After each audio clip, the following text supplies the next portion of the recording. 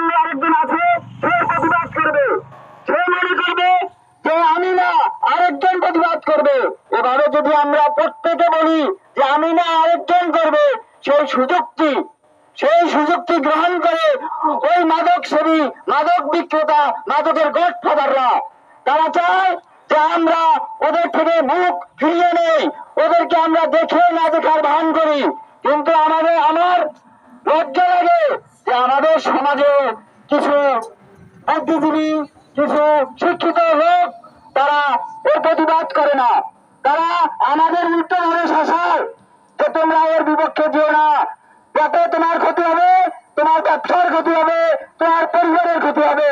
কিন্তু আমি মনে করি যে আমি যদি সৃষ্টিকর্তাকে বিশ্বাস করি, সৃষ্টিকর্তা জীবন দেওয়ার মালিক, জীবন দেওয়ার মালিক, নেওয়ার মালিক। সে যদি জীবন নেয় তাহলে কেউ আমার জীবন রক্ষা করতে পারবে না। আর যদি সে আমাকে রক্ষা করে, এই পৃথিবীর এমন কোনো মানুষ নাই, এমন কোনো মানুষ নাই যে আমার জীবন নেবে। তাই আমি সবার কাছে প্রতিবাদ করি। কি পারবো কিনা বলেন? আমরা প্রতিবাদ করতে পারবো কিনা? আমরা আজকে এখান থেকে বলি যে আমরা মাদককে না বলি, মাদককে না বলি, সুন্দর সমাজ করি। এই আশীর্বাদ ব্যক্ত রেখে আমি আমার সংক্ষিপ্ত বক্তব্য শেষ করছি। আল্লাহ হাফেজ। আমার জন্য দোয়া করবেন। আল্লাহ হাফেজ। ধন্যবাদ মামুন বাহাদুরকে। ইতিমধ্যে আমাদের মাঝে উপস্থিত হয়েছে যারা মোহাম্মদ আজমার হোসেন দেব, তাকে সংক্ষিপ্ত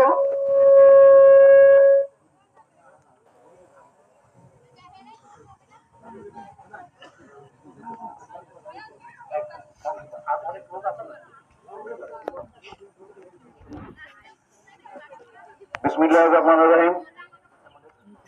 উপস্থিত অত্র এলাকার মুরব্বিয়ানগণ, উপস্থিত হয়েছেন বিভিন্ন রাজনৈতিক এবং সামাজিক সংগঠনের নেতৃবৃন্দ, সবাইকে শুভেচ্ছা এবং সালাম দিয়ে কথা বলার জন্য শুরু করছি। মাদক বিরোধী অভিযান উপলক্ষে এই অঞ্চলে আমরা মামুন বাহাদুর এর নেতৃত্বে বলতে গেলে প্রথম শুরু হয়। মামুনকে যতদূর সম্ভব রাজনৈতিক হোক, সামাজিক হোক, আমরা তাকে সহযোগিতা করে আসছি। বর্তমান